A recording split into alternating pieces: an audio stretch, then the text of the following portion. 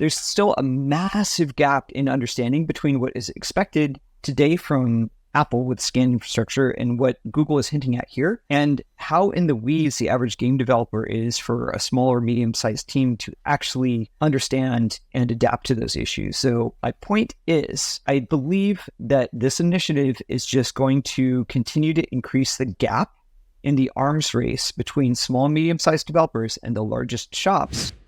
In February 2022, Google announced that it plans to deprecate Google Advertising ID, GAID, for Android over an unspecified timeline. They simultaneously introduced the Privacy Sandbox for Android, which promised to replace GAID with privacy-preserving APIs. This was supposed to sort of bring alignment between their plan for web and plan for mobile, because their plan for web was to deprecate cookies and use a similar framework. So what happened recently, which is why we're covering this, is July 2022, just over a week ago, Google announced their plans to reverse the deprecation of cookies on web. So instead, what they're going to do is they're going to opt for an ATT-like tracking option, allowing people to opt in to be tracked on web, and they will no longer deprecate the cookies. So why is this interesting? Well, people think that this is partially because they're under regulatory scrutiny, because deprecating cookies would basically give them a huge unfair advantage because they have first-party cookies and nobody else does. This might remind you of someone else who's doing something similar on mobile. Right. I'm speaking of Apple and the way that they've largely deprecated tracking on iOS and yet bias their own advertising platforms. They're under regulatory scrutiny to say, hey, don't do this. So they've said, okay, we won't do this. Our new proposal is we're going to give people user choice. Good in theory. What we saw in ATT, however, is about 75% of people opt out of being tracked. And the reason specifically that we see that number so high is because Google framed the UI and UX of being tracked as like a really, really scary prompt. What does this mean for GAD and Google? In the very, very, very short term, they've announced nothing around how they're going to affect their mobile strategy. They've announced that they're going to continue to invest in and develop Privacy Sandbox for mobile and web. They haven't announced any sort of deprecation, but also they've previously announced that they were going to deprecate cookies. And so what this sort of opens up the possibility to, in my mind, and some of the other analysts that we follow closely, is that they may be sort of scooting towards an ATT-like posture on mobile. We don't know that, but it seems more and more likely that that is possibly the case. I think there are sort of two core reasons. One is similar to before regulatory scrutiny. Google is a dominant mobile advertising player and sort of just advertising player large. And I think one of the big risks here is that they're going to face regulation. And face regulation, they have to redo their infrastructure in a way they may not like. And so they may preemptively do this as a way to sort of push off regulators. And number two is just the advertising efficacy. If you listen to this podcast, you've heard us complain quite a bit about how much iOS ATT has damaged mobile marketing. And Google has had a more favorable position towards mobile marketers overall. And they may do this as a way of like offsetting the kneecapping of the Android segment of the mobile industry. My first thought is, do we have to do anything yet as marketers? No. Practically. I feel like this has been one of the many like boy who cried wolf kind of bogeys in our industry, like the privacy changes in Android. It's been like a talking point, seminars and conferences in our industry in 40 years now, but nothing has practically changed yet. And it sounds like this is just the latest pivot. The pivot makes sense. I think it's a role that something like this is landed on. But it doesn't sound like we need to scramble as marketers, and we still are relatively working in the olden days for Google as far as like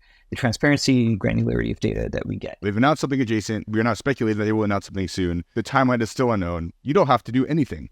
One thing you could do if you were really worried about this, and a lot of the big companies really are, is you should, Privacy Sandbox has versions that you can play with today. You could probably do worth as a large marketer to test what data is flowing through Privacy Sandbox today. That being said, if you can still use GAID, which you can on Android, this is not imminently damaging or dangerous. But it is a little interesting to see that like we may be moving towards a bifurcated world from where we thought we were going to be even a few weeks ago.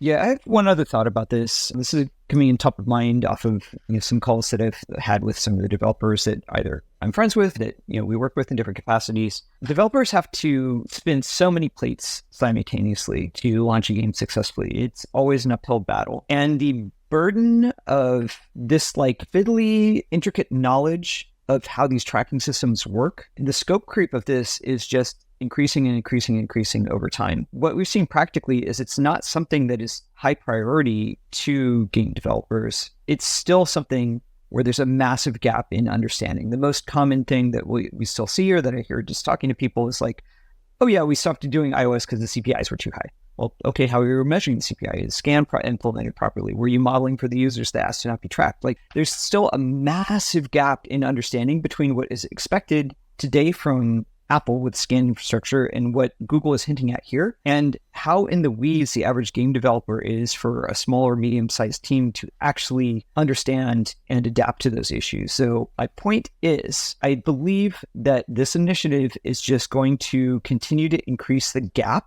in the arms race between small and medium-sized developers and the largest shops of who actually has the data and engineering resources to attack and work around these problems, because they are not trivial. And most developers, even today, with now years of time to adapt to iOS, have not. What if I told you that there was a growth marketing company that focuses on the gaming segment, which works across a bunch of different games and helps pull resources to build technology to help solve this problem for small and medium-sized developers?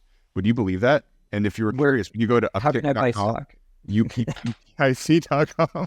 No, I mean, yeah, this wasn't intended as an uptick show, but I mean, this is part of why, as a startup, we're not just a bunch of marketers, why we actually bothered to have an engineering org within the company is like, you literally cannot attack many of these problems if you don't have like a data science and engineering function in your business. And a lot of mobile game publishers and studios are just not set up for that. And one thing I'll say here is the thing that I've noticed, I'm sure you have as well, is that even at the very largest companies, the killer engineers in developer and publisher orgs go to work on the game because that's the core competency of the game teams, of those organizations. Generally speaking, you don't get the 10x engineers and the best product managers working on MarTech. They work on games. And so that's another reason why this continues to be an ongoing issue.